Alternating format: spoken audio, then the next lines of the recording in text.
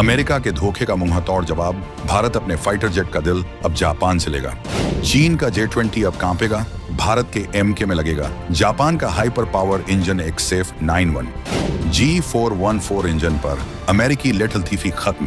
Bharat Japan की secret deal से Trump पर गिरा हंटर, सुपर क्रूज और स्टील्थ का घातक कॉम्बो। भारत का M का बिना दिखे दुश्मन के इलाके में मचाएगा तबाही। भारत की मल्टी सोर्स चाणक्य नीति, अमेरिका, फ्रांस, UK सबको उलझाकर खींचेगा बेस्ट टेक्नोलॉजी।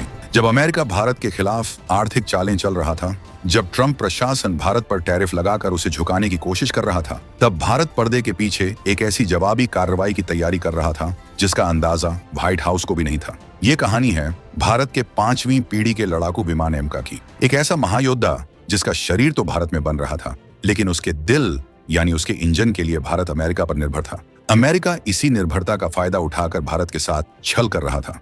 MK और भारतीय नौसेना के TED-BF फाइटर जेट के लिए इंजन देने में लगातार देरी कर रहा था ताकि भारत की हवाई ताकत को कंट्रोल में रखा जा सके। लेकिन वो भूल गए थे कि ये नया भारत है। भारत ने अब अमेरिकी धोखे को दरकिनार करते हुए इस पूरी इंजन डील को ही बाईपास करने का फैसला कर लिया है। भारत ने एक ऐसे मित्र देश के साथ हाथ मिलाया है जिसका नाम सुनकर ही चीन और पाकिस्तान की नींद उड़ जाएगी। ये देश है जापान। भारत अब अपने सबसे घातक लड़ाकू विमान में जापान का दिल यानी उसका सबसे शक्तिशाली इंजन लगाने की तैयारी में है। ये एक ऐसा कदम है जो ट्रंप प्रशासन पर एक हंटर की तरह गिरा है। हम आपको बताएंगे इस धमाकेदार खबर की पूरी कहानी, तो बने रहिएगा वीडियो पर और इस संबंध में आपके जो भी विचार हों कमेंट में लिखकर जरूर बताइएगा। तो आखिर क्यों भारत को अपने सबसे जरूरी और भविष्य के लड़ाकू विमान प्रोग्राम MK के लिए एक नए दिल की तलाश करनी पड़ी और क्यों अमेरिका पर से उसका भरोसा उठ गया? देखिए, एशिया के आसमान में अगली जंग का फैसला फाइटर जेट के डिजाइन से ज्यादा उसके इंजन की ताकत से होगा। चीन पहले ही अपना 5वीं पीढ़ी का J-20 फाइटर जेट बना चुका है, जो भारतीय वायुसेना के लिए एक गंभीर चुनौती है। इस चुनौती से निपटने के लिए भारत अपना खुद का 5वीं पीढ़ी का फाइटर जेट MK बना रहा है। लेकिन किसी भी फाइटर जेट की असली ताकत उसका इंजन होता है और यहीं पर पेंच फंसा हुआ था। भारत अब तक अमेरिका की जनरल इलेक्ट्रिक GE कंपनी के F414 इंजन पर निर्भर था। ये वही इंजन है जो भारत के तेजस MK2 को भी शक्ति देगा। लेकिन MK और भारतीय नौसेना के लिए बनने वाले twin engine deck based fighter TED-BF के लिए भारत को एक ज्यादा शक्तिशाली इंजन के साथ साथ पूरी टेक्नोलॉजी ट्रांसफर भी चाहिए थी, ताकि भविष्य में हम ऐसे इंजन खुद बना सकें। और यहीं पर अमेरिका खेल कर रहा था। वो भारत को पूरी टेक्नोलॉजी देने में आनाकानी कर रहा था और डील को लगातार लटका रहा था। मई 2025 में ब्लूमबर्ग की एक रिपोर्ट ने इस कहानी को दुनिया के सामने ला दिया। रिपोर्ट में साफ कहा गया कि हिंदुस्तान एरोनॉटिक्स लिमिटेड HAL अब सिर्फ GEF414 इंजन पर निर्भर नहीं रहना चाहता। HAL ने भले ही LCA-MK2 के लिए GEF414 पर बातचीत जारी रखने की बात कही, लेकिन उसने बड़ी चतुराई से MK और TED-BF जैसे बड़े प्रोजेक्ट्स का जिक्र टाल दिया। और यहीं से असली कहानी शुरू हुई। भारत ने दुनिया को संकेत दे दिया था कि वो अब अमेरिका के भरोसे नहीं बैठेगा।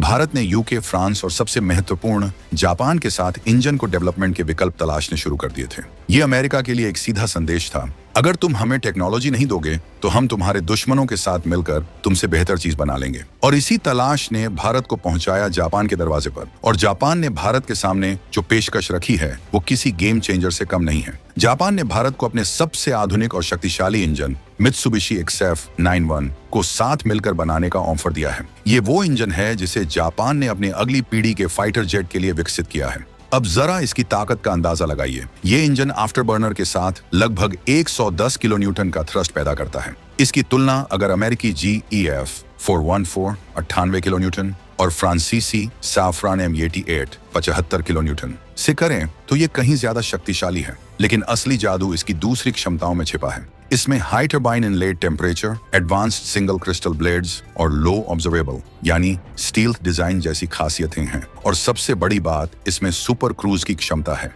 इसका मतलब है कि MK बिना आफ्टरबर्नर का इस्तेमाल किए यानी बिना ज्यादा ईंधन जलाए सुपरसोनिक यानी आवाज की गति से भी तेज उड़ सकेगा। ये क्षमता उसे लंबी दूरी तक तेजी से पहुंचने और दुश्मन को हैरान कर देने में मदद करेगी। हालांकि भारत के पास दूसरे विकल्प भी हैं। यूके की रोल्स रॉयस ने भी भारत को एक नया इंजन साथ में बनाने और उसकी पूरी इंटेलेक्चुअल प्रॉपर्टी यानी तकनीक का मालिकाना हक देने का ऑफर दिया है, जो 110 से 130 kN तक का थ्रस्ट दे सकेगा। वहीं फ्रांस की सफरन कंपनी भी अपने राफेल वाले M88 इंजन को अपग्रेड करके 110 से 120 किलोन्यूटन थ्रस्ट का वादा कर रही है। लेकिन जापान के साथ डील सिर्फ एक इंजन की डील नहीं है, ये एक रणनीतिक साझेदारी है। भारत और जापान दोनों ही चीन की बढ़ती सैन्य ताकत से चिंतित हैं। ये इंजन डील इन दोनों देशों को हिंद प्रशांत क्षेत्र में एक ऐसी संयुक्त सैन्य ताकत बना देगी जिसका सामना करना चीन के लिए लगभग नामुमकिन होगा।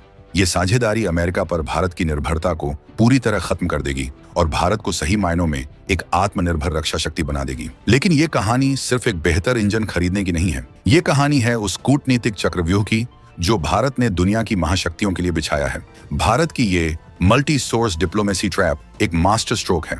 भारत एक ही समय में अमेरिका, यूके, फ्रांस और जापान चारों से इंजन के लिए बातचीत कर रहा है। इससे हर देश को यह लग रहा है कि डील उसी के साथ पक्की होगी और इस चक्कर में हर कोई भारत को बेहतरीन से बेहतरीन टेक्नोलॉजी और कम से कम कीमत ऑफर कर रहा है, जबकि भारत का असली इरादा है हर किसी से बातचीत करके अपने लिए सबसे ज्यादा टेक्नोलॉजी ट्रांसफर और सबसे फायदेमंद सौदा हासिल करना। दूसरा बड़ा दांव है हिंद प्रशांत पावर ब्लॉक। जापान के साथ इंजन साझेदारी चीन के लिए एक डुअल फ्रंट यानी दो मोर्चों वाला खतरा पैदा करेगी। पूर्वी चीन सागर में जापान उसे चुनौती देगा और हिमालय व हिंद महासागर में भारत उसकी घेराबंदी करेगा।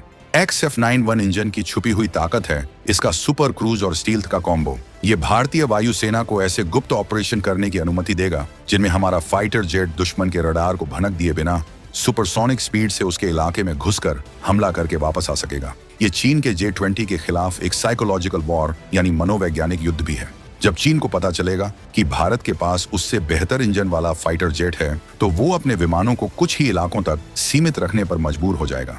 ये अमेरिका पर निर्भरता तोड़ने की सबसे बड़ी चाल है। जापानी और यूरोपीय इंजन का विकल्प हाथ में रखकर भारत अमेरिका के एक्सपोर्ट कंट्रोल और CAAT-SA जैसे प्रतिबंधों के दबाव से पूरी तरह आजाद हो जाएगा। और सबसे बड़ी बात, भविष्य के हथियार इंटीग्रेशन का गुप्त एजेंडा। ये शक्तिशाली इंजन भविष्य में एमका को हाई एनर्जी लेजर हथियार और हाइपरसोनिक मिसाइलें ले जाने की भी ताकत देगा।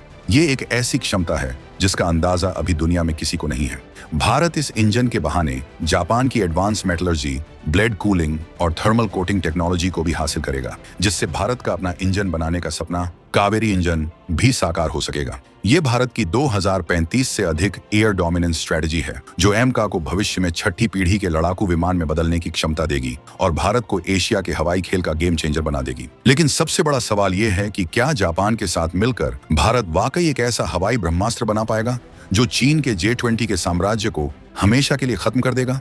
और अमेरिका अपनी घटती पकड़ और टूटते हुए भरोसे को देखकर अब क्या नया दांव चलेगा? इस हवाई महाभारत का अगला अध्याय क्या होगा, ये तो वक्त ही बताएगा।